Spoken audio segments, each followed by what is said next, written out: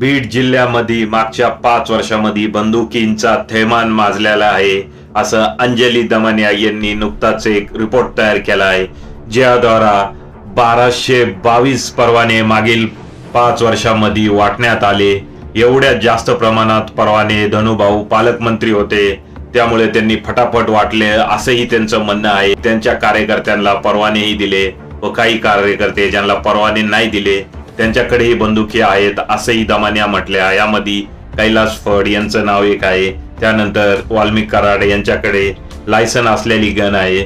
बरेच कार्यकर्ते असे आहेत ज्यांच्या नावाने बंदुकीचे परवाने नाही आहेत, परवाने दुसऱ्यांच्या नावाने आहे आणि बंदुकी मात्र दुसराच जण वापरत आहे। इंस्टाग्रामवर व्हिडिओ सोडत आहे हवेत गोळीबार करण्याचे। अगदी काल परवा मिशी फुटलेले मुलं ही बंदुकीचे फोटो ठेवत आहेत। धनुभाऊंनी लहान मुलांच्या हातात पेन द्यायचा तर बंदुकी देत आहेत। अंजली दमनिया यांनी नवीन एसपी कडे तक्रार नोंदवली आहे।